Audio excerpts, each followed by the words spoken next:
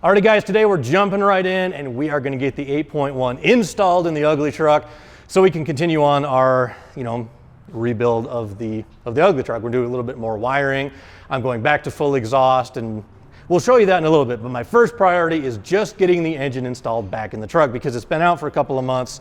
It now looks a whole lot better. It's painted up. A few simple changes that we're doing, nothing too drastic, but instead of stock motor mounts this time around, we're running the Atomic Fab ones. They're a LS style mount up here, but there's a few changes. This is his stock truck stuff. So anyway, ask him real nicely if you're doing an 8.1 swap, he might build those for you. Also, I am swapping out the eBay cross member I had for the transmission with one from DTR Fab. It's just a much nicer quality piece. So here's the quick order of operations. We'll get the engine off the stand. I have to install the rear main seal, install the flex plate, and then we're going to lower that into the chassis. We'll mate the transmission up to it, and then we'll figure out something else to do. But my main and first objective of the day is just get the motor back into the truck. There's so much room here.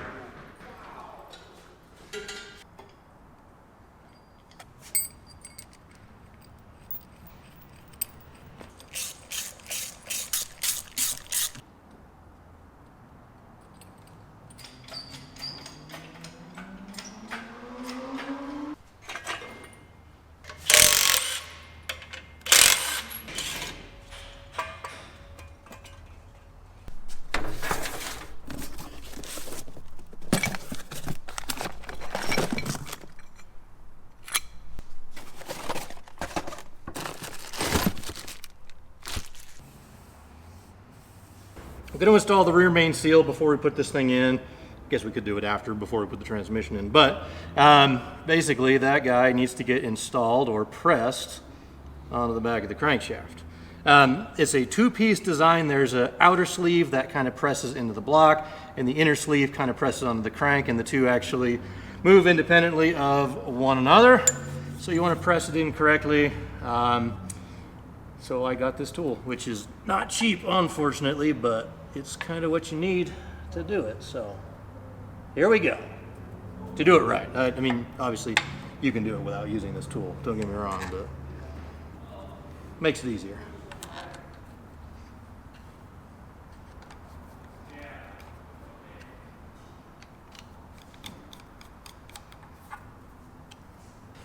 So basically there's the seal, there's the appropriate register to push against. And you just take the little thrust washer and nut, spin it in. And it'll stop at the correct depth too, that's the nice part. And actually, believe it or not, this right here is one of the reasons why I pulled the engine out in the first place to do all this work. It's because the rear main was leaking, and this engine was a mess.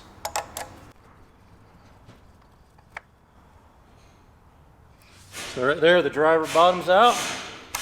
How we know we're in.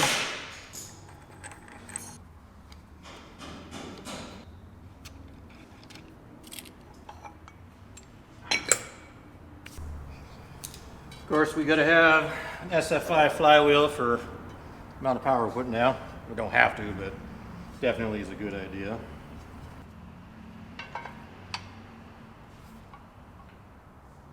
Believe it or not, these use LS flex plate bolts.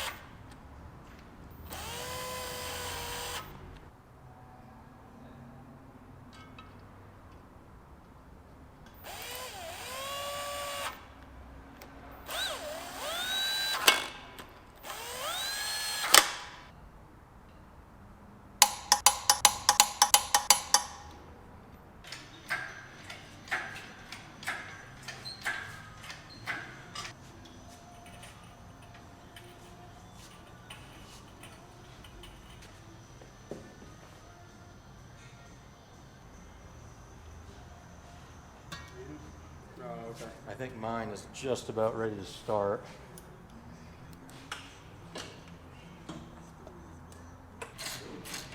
Yeah, open up there.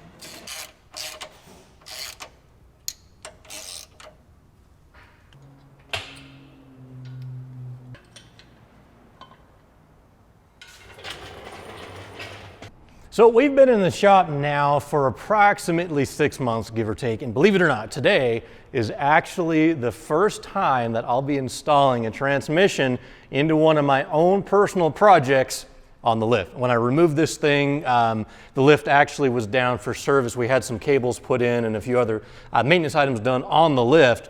So I had to remove it on the ground, kind of like I used to do in my own garage. So I'm really excited for this. I've used lifts before, but this is kind of just like a personal milestone, I guess, because it's my own project and my own lift and all that kind of good stuff. Anyway, we have the 8.1 in its home. Shouldn't have to come out again. The atomic mounts are working great. I went through this transmission, I don't know, a year ago. It's basically a stock build. We'll probably have to come back out at some point for even more reinforcements, but yeah, I'm so pumped right now. Also, we just got the transmission jack back. It was before it was bleeding down pretty badly, so we had a rebuild kit installed in the trans jack. So yeah, things are kind of coming right along, and I'm pumped. Let's get this thing back in.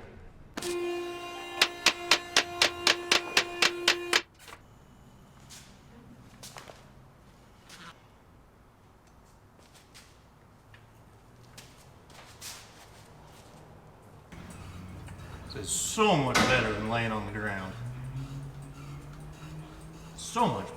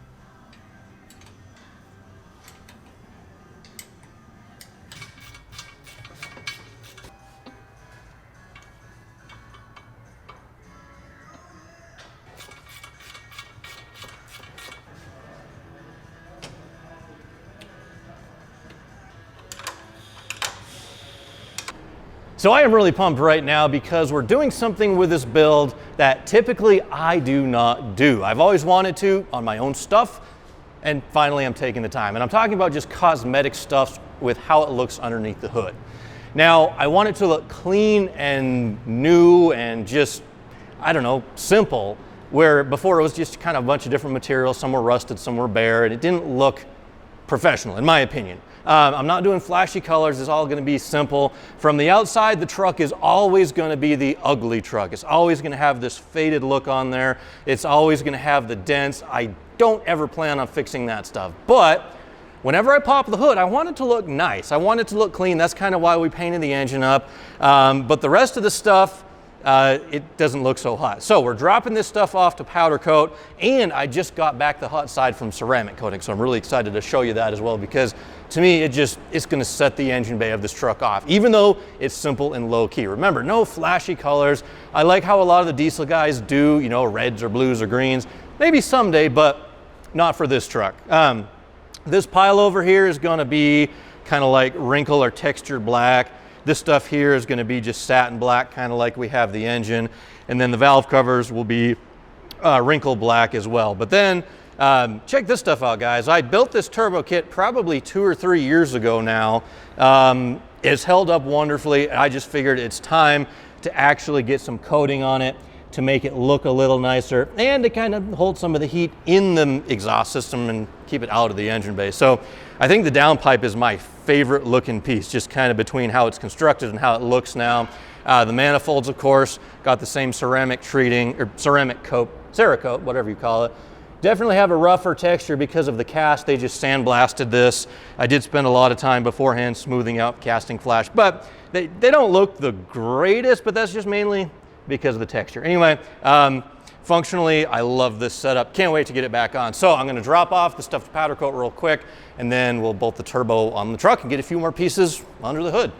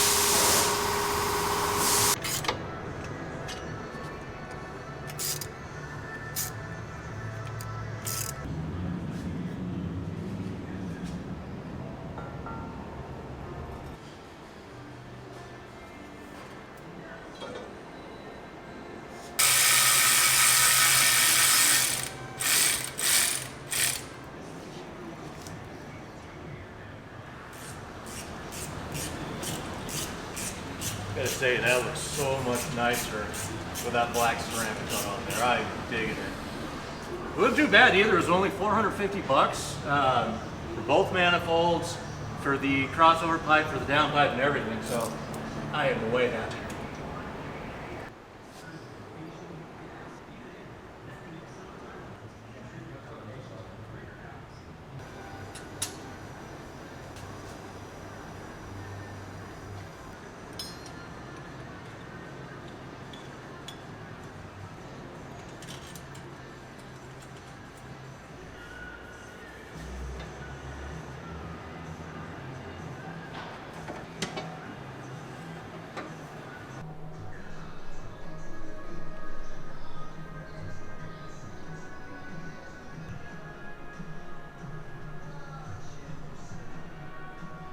All right, guys, it's Friday afternoon. Everybody's gone home for the day, and the work week is winding down. And I'd say I'm pretty happy with the progress that we made with the shop. A bunch of general repair stuff kind of coming through. I show you guys that every now and then. It's, to be perfectly honest, not very exciting when it comes to video content, but the two projects that I'm most excited about this week, the UglyTruck, which you've just watched a bunch of progress on, and the Wagoneer. I've mentioned this vehicle briefly a handful of times, but basically 87 Wagoneer.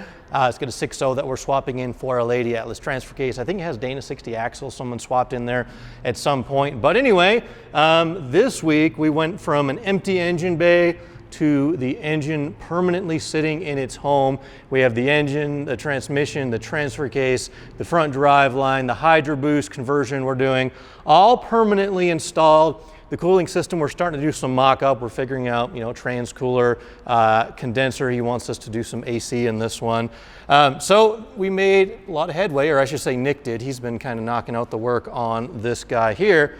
And the UglyTruck, of course, I've been kind of tackling most of the stuff there, and I am really, really pleased with how things are looking, mainly cosmetically, because like I mentioned earlier, I want this to look nice, simple, and low-key, and the satin black, to me, it just kind of does it. Like, the hot pipes, they're gonna be a little bit cooler underneath the hood here. And then just from a, color and texture and surface finish standpoint, everything just kind of like blends into the background. This truck has always been low key, and to me, this just kind of accentuates the sleeper vibe.